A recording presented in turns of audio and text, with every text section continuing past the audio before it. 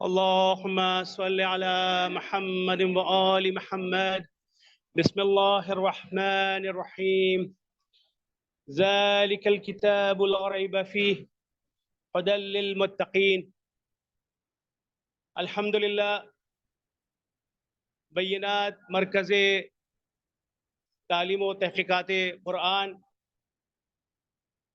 یہ ہمارا تیسرا تقسیم اسناد کا پروگرام ہے جو الحمدللہ ہم آج منعقد کر رہے ہیں۔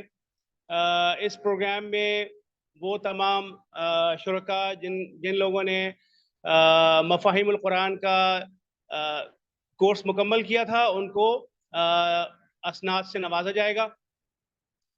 اس پروگرام کا آغاز ہم تلاوت کلام پاک سے کریں گے۔ دختر عزیز سمرن زہرا سے ملتمس ہوں کہ آئیں اور تلاوت قرآن پیش کریں۔ اعوذ باللہ من الشیطان الرجیم۔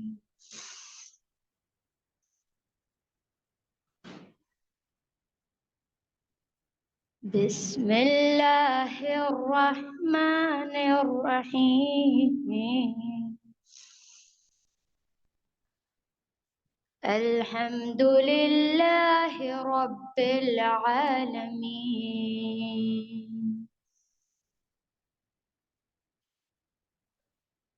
الرحمن الرحیم،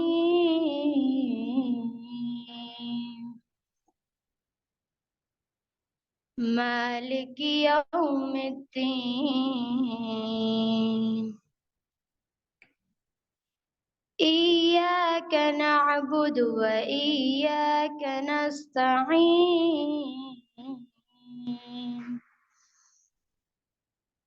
اهدنا الصراط المستقيم،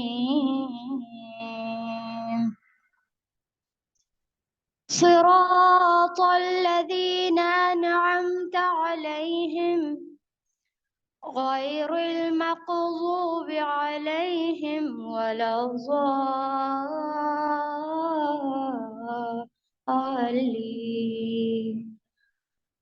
صدق اللہ العلی العظیم۔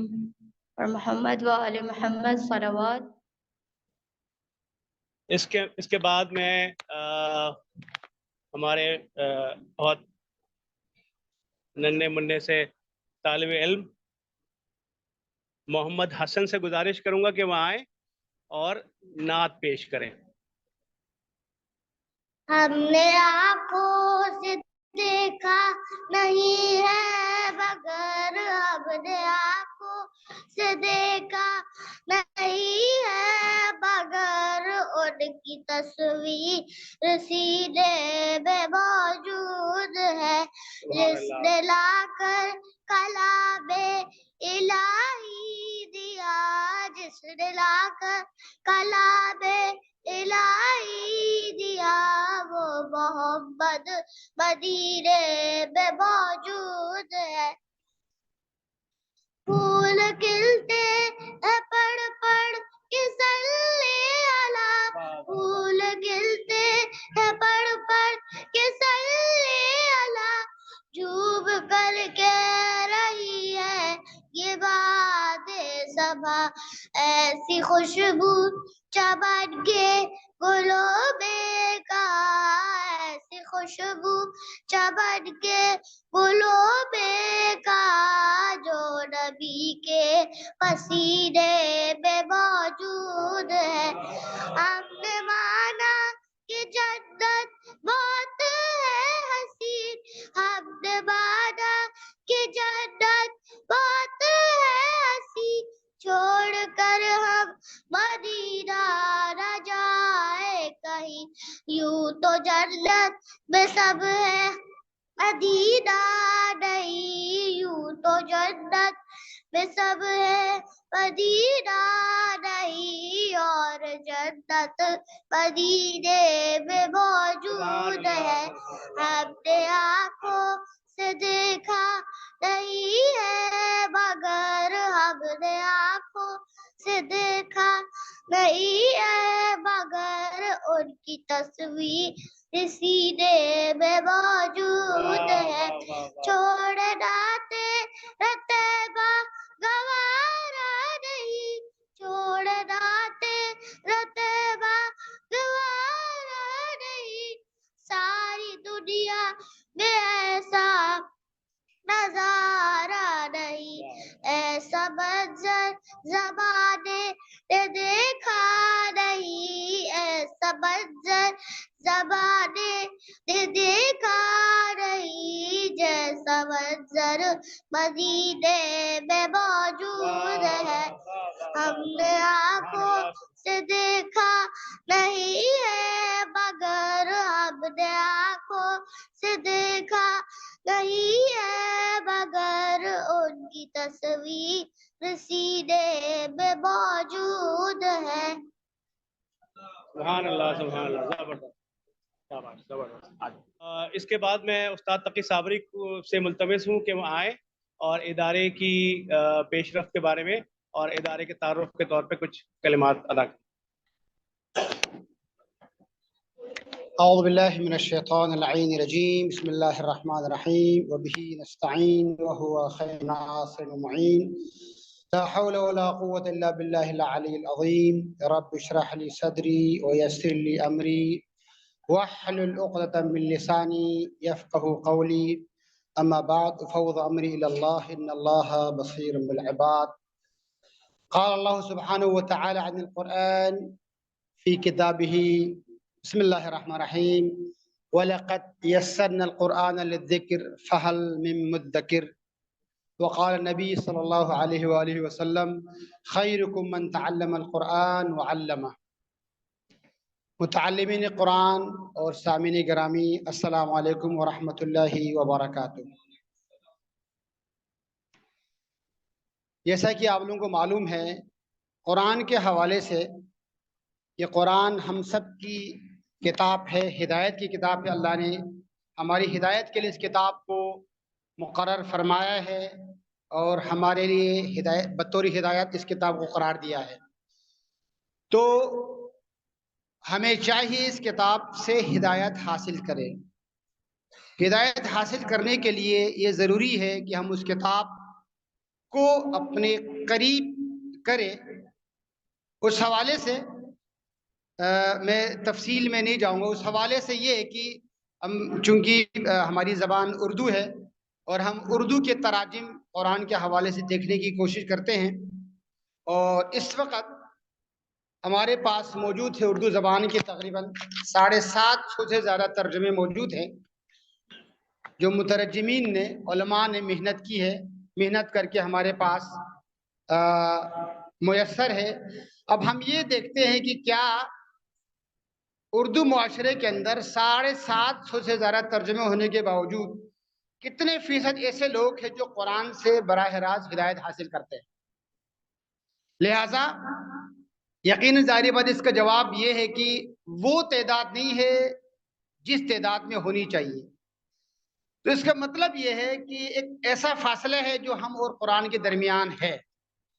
لہذا ہم سے پہلے ہمارے ماسبق علماء نے یہ کوشش کی ہے، کوشش کر کے قرآن کو مختلف طریقے سے معاشرے کے اندر عام کرنے کی کوشش کی ہے.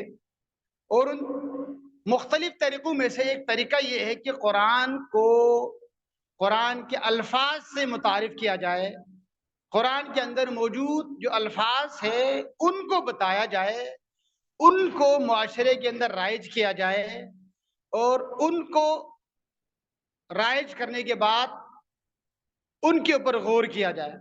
اب ظاہری بات ہے قرآن کو ہم جس طریقے سے پڑھتے ہیں، ایک تو قراء پڑھ لیتے ہیں ہم اور ایک ہم تلاوت کرتے ہیں. قراء کا مطلب ظاہری بات ہے ہم چند آواز کے ذریعے قرآن کو ایڈاپٹ کرنے کی کوشش کرتے ہیں. باقی لفظ تلاوت کا مطلب یہ کہ قرآن کو اس طریقے سے پڑھنے کے نتیجے میں ہم عمل کے قابل ہو جائے، یعنی بے مقصد قرآن نہ پڑھا جائے. اسی لیے پیغمبر اکرم سے فرمایا یا نبی اتل ما اوحی الیک من ربک. نبی آپ تلاوت فرما دیجیے گا جو کچھ آپ کے اوپر وحی کی گئی ہے. فاطمہ الزہرا ٹرسٹ اس کی ذیلی ایک ادارہ ہے، مرکز تعلیم و تحقیقات قرآن نے یہ ذمہ اپنے لی ہے کہ اس قرآن کے الفاظ کے ذریعے قرآن کو کیسے متعارف کیا جائے. اور پچھلے 5 سال سے اس سفر میں رواں دوا ہے. اس حوالے سے جو بھی نتیجہ سامنے حاصل ہو گیا ان نتائج کو آپ کے سامنے پیش کرنے کی کوشش کروں گا. جو فیکٹ اینڈ فگر جمع ہم نے کی ہے. ہم نے جب یہ کام شروع کیا تھا، کیونکہ میرا تعلق عربی زبان سے، میں عرصہ دراز سے عربی سکھانے کی کوشش کرتا ہوں ایز اے نیٹو اسپیکر کے طور پر. مختلف جگہوں میں میں نے عربی پڑھایا، ابھی بھی عربی پڑھاتا رہتا ہوں اور میں ترجمے بھی کرتا ہوں. اور پھر میں نے کہا کہ چونکہ میں نے عربی ایک ظاہری بات ایک عرصہ دینی تعلیم حاصل کی ہے، حاصل کرنے کے بعد اب چونکہ مجھے عربی بھی آتی ہے تو میں کیوں نہ اللہ کی اس کتاب کو عام کیا جائے، عام ہو جائے. ہر ایک کی خواہش ہے. تو فاطمہ زہرا پریس کے اندر ہم نے ایک ادارہ بنایا. اس ادارے کا مقصد یہ بنایا کہ قرآنک بینات قرآنی انسٹیٹیوٹ کے نام پہ، جس کا ترجمہ ہم نے کر کے بینات مرکز تعلیم و تحقیقات قرآن، اس حوالے سے ہم نے کام شروع کیا. اس کام کے لیے ہم نے ہمارے وقی ایک نصاب موجود ہے. یہ نصاب اگرچہ ایران میں مرتب ہوا تھا، پھر بعد میں اس کو ترجمہ کیا گیا اور اس کو ایک ادارے کے نام سے یہ کتاب ظاہری باتیں موجود ہے ہمارے درمیان، ترجمہ و مفاہیم قرآن کے نام سے. اس ادارے کا نام تنزیل، اس ادارے کو جو اس کتاب کو چھاپتی ہے، چھاپ کر ڈسٹریبیوٹ کرتی ہے. اور ہم نے یہ مناسب سمجھا کہ اس کتاب کو بطور نصاب رکھی جائے. اب ظاہری بات ہے اگر ہم پھر نصاب کے لیے اگر کام کریں تو یقیناً اس کے لیے ایک سرمایہ درکار ہے، وقت درکار ہے. تو فی الحال ہم نے اسی سے کام چلاتے ہوئے پچھلے 5 سال میں ہم نے اس 3 کتابوں کو پڑھا کر اس نتیجے پر پہنچے کہ ان میں سے ہمیں خود یہ احساس ہوا کہ اس کو کرنے کے بعد ہمیں یہ نتیجہ حاصل ہوا کہ بہت سارے ایسے طالب علم اور طلاب اور افراد سامنے آئے کہ وہ اس قابل ہو گئے کہ وہ ان کتابوں کو آگے پڑھا سکیں. چونکہ ظاہری بات پیغمبر اکرم نے فرمایا کہ خیرکم من تعلم القرآن وعلمہ، تم میں سے بہترین وہ ہے کہ جو کتاب کو پڑھے اور پڑھائے.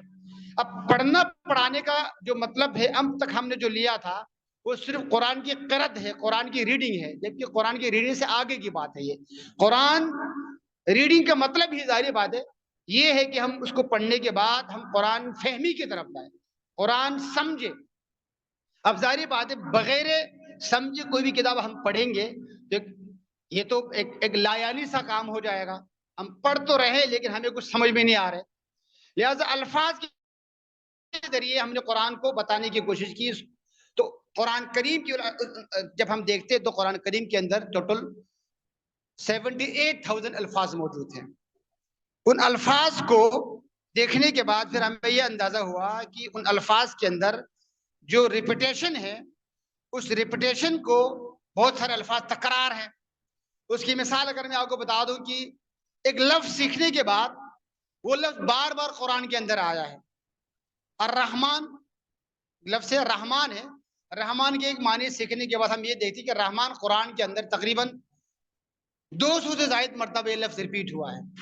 اب ایک مرتبہ آپ رحمان کے معنی سیکھنے کے بعد پھر آگے جہاں جہاں رحمان آئے ہیں آپ کو سمجھنے میں دقت نہیں ہوتی ہے. اسی طرح کے بہت سارے اور الفاظ ہیں.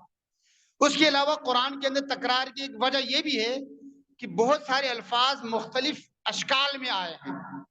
روٹ ورڈ کو جو روٹ ورڈ کے اعتبار سے قرآن کے اندر وہ الفاظ ریپیٹ ہوئے ہیں. اب ہم نے یہ دیکھا کہ اس قرآن کو بتاتے ہوئے ایک تو ہم نے ظاہری باتیں یاد کرانا ہے، میمورائز کرانے ہیں. ایک لفظ کو سیکھنے کے بعد اس کی ریپیٹیشن ہے. دوسری بات جیسے کہ میں نے کہا کہ وہ شکل کے اعتبار سے ریپیٹ ہے، یعنی ہمیں تھوڑا سا عربی زبان کے بارے میں ہاؤ کرنے کی ضرورت ہے. لہٰذا عربی زبان کو سکھانے کی ہم نے ہمت کی اور اس کو بہتر سے بہتر کرنے کی کوشش کی اور یہ سلسلہ ابھی جاری و ساری ہے.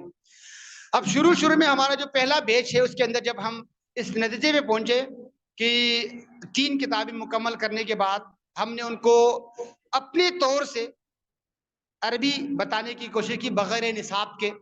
تو پھر ہمیں یہ خیال آیا کہ بھائی ان افراد کو ان کی 3 کتابوں کو پڑھانے کے بعد ظاہر بات ہے فارغ اس لیے بھی نہیں کرنا چاہیے کیونکہ طلباء کی طرف سے بھی، متعلمین قرآن کی طرف سے بھی یہ خواہش آتی رہی، یہ مطالبات بڑھتی رہی کہ آغا صاحب اس کے بعد اور ہم نے کیا کرنا ہے۔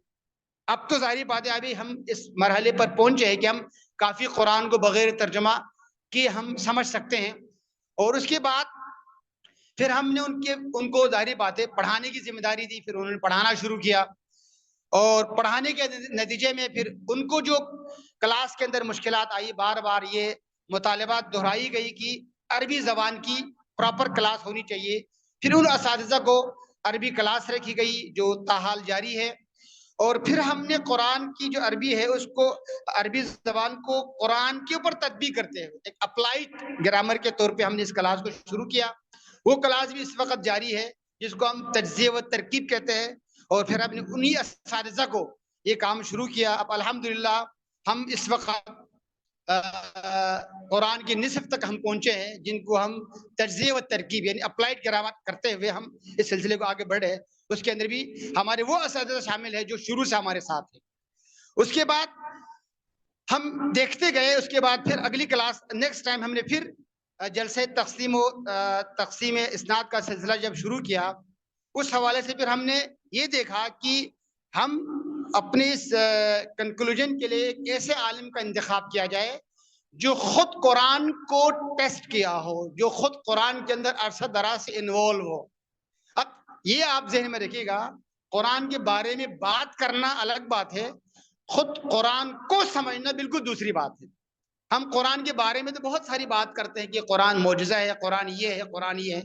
اگر ان سے پوچھا جائے کہ قرآن کیا کہہ رہا ہے تو پھر ایک سوال ظاہر بات ہے یہ آتا ہے کہ بھائی اس کے لیے پھر ترجمے کی ضرورت ہے۔ تو لہٰذا ہم نے ایسے عالم کا انتخاب کیا اس پروگرام کے کنکلوژن کے طور پر جو خود قرآن کے اندر عرصہ دراز سے قرآن کے اندر انوالو ہو، قرآن کی خدمت کی ہو یا قرآن کے اوپر کام کیا ہو۔ تو ہماری نظر مفسر قرآن حجت الاسلام والمسلمین شیخ محمد حسن صلاح الدین کے اوپر پڑی۔ شیخ صلاح الدین صاحب عرصہ دراز سے کراچی کے اندر ہے، آپ ظاہر بات ہے کافی عرصہ ملک سے باہر بھی رہے۔ آپ نے پورا قرآن کی تفسیر آپ نے لکھی ہے، نور الاذہان فی تفسیر قرآن کے نام پہ 9 جلدوں پر مشتمل آپ نے تفسیر لکھی ہے، شاید بہت سارے لوگوں کو معلوم نہ ہو اس لیے میں بتا رہا ہوں۔ تو آغا صاحب کو ہم نے دعوت دی، آغا صاحب نے اپنے تجربات شیئر کیے۔ یقیناً انہوں نے جو تجربات شیئر کیے جو شروع میں ہمارے ساتھ لوگ ہیں ان کو شاید معلوم ہو۔ اس کے بعد اگلے سال ہماری خواہش تھی کہ ہم ایک ایسے عالم کو لے کر آئے جس کا جو قرآن کے ساتھ یعنی حقیقی معنوں میں پریکٹیکلی قرآن کے ساتھ متعلق ہو۔ تو ہماری نظر سید محمد حیدر نقوی صاحب کے اوپر پڑی، چونکہ حیدر صاحب کی یہ کوالٹی ہے کہ انہوں نے پورے ملک کے گوش کنار کے اندر قرآن کو لے کر چلتے ہیں اپنی خطاب کے اندر، اور انہوں نے رمضان کے اندر قرآن کا ترجمے کا مختلف دورے کروائے۔ تو ہم نے آغا صاحب سے استفادہ کرتے ہوئے، ان کے تجربے سے استفادہ کرتے ہوئے ان کو زحمت دی، اور پچھلے سال انہوں نے اپنا ایک کنکلوژن دے دیا، اپنا پیغام دے دیا، اپنے تجربات شیئر کیے قرآن کے حوالے سے۔ اس سال ہماری خواہش ہے کہ ہم ایک اور مفسر اور ایک مترجم بزرگ عالم دین کو زحمت دی جائے۔ تو ہماری خواہش یہ رہی کہ ہم اسی شہر کے اندر انتہائی بزرگ عالم دین حجت الاسلام والمسلمین سید رضی جعفر نقوی صاحب کو ہم نے زحمت دی۔ آپ بھی اس وقت ترجمہ و تفسیر قرآن کے اندر آپ مشغول ہیں، آپ کی تفسیر کی 2 کتابیں اس وقت منظر عام پر آ چکی ہے۔ تو کیا ہی اچھا ہے کہ ہم ان سے استفادہ کریں، چونکہ ظاہری بات ہے جو قرآن کے اندر مشغول ہے وہ بہتر طریقے سے آپ کو بات کر سکیں گے کیونکہ ان کا تجربہ ہے۔ تو ہم نے زحمت دی، انشاءاللہ کچھ دیر کے بعد رضی جعفر صاحب تشریف لائیں گے، وہ آپ کا اپنا کنکلوژن جو قرآن کے ساتھ ان کا کیا رابطہ ہے، کس طریقے سے قرآن کو عام کرنا چاہیے، وہ آپ کی رہنمائی فرمائیں گے۔ تو ہم نے شروع کے سال میں جب قرآن کے اس کو اسناد کے اندر ہم نے تقریباً کوئی 30 سے زائد لوگوں کے درمیان ہم نے تقسیم، اگرچہ یہ سند آپ لوگوں کو دی جا رہی ہے، یہ ایک ترغیب ہے، ابھی آپ کا سفر جاری ہے، ابھی سفر آپ کا ختم نہیں ہوا ہے، لیکن اب آپ کا سفر آگے جاری ہے۔ 30 سے زیادہ لوگوں کے درمیان ہم نے سند تقسیم کی، اس کے بعد اگلے سال میں ہم نے دیکھا تو یہ تعداد بڑھ گئی، تقریباً 40 کے قریب لوگوں کے درمیان ہم نے سند تقسیم کی۔ آج کی اس محفل کے اندر انشاءاللہ 60 سے زیادہ ایسے لوگ ہیں جن کے درمیان ہم ترغیب اسناد ہم تقسیم کریں گے۔ اور دوسری بات، ایک خاص بات اس ٹیسٹ کا یا اس پوری ٹیم کا یہ ہے کہ ہم نے شروع سے ہمارے ظاہری بات ہے کورس ٹیم کے اندر باقاعدہ لوگ موجود ہے، ٹیچر کی شکل میں موجود ہے، خدمت گزار کی شکل میں لوگ موجود ہے۔ ان کی پہلی شرط ہی یہی ہے کہ انہوں نے ان 3 کلاس کو مکمل کیا ہے، یعنی 3 مفاہیم کے تینوں کورس مکمل کرنے کے بعد وہ کوالیفائی کرتا ہے کہ وہ اس ادارے کے اندر خدمت انجام دے۔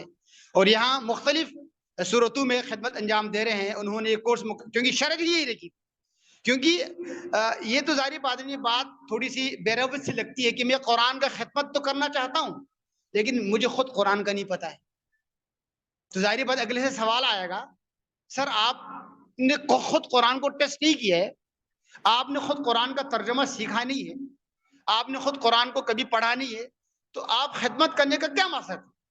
تو بے ربط سی لگتی تھی، تو ہم نے شروع میں شرط ہی یہ رکھی اس ٹیم کے اندر جو کسی بھی فارم میں، ظاہری بات ہے ہماری خواہش یہ ہے کہ اس ٹیم کے اندر جو جینین جو لوگ ہیں ان کے تدریس کی ذمہ داری دیں، کیونکہ پیغمبر اکرم کی حدیث ہے کہ جو قرآن سیکھے اور سکھائے۔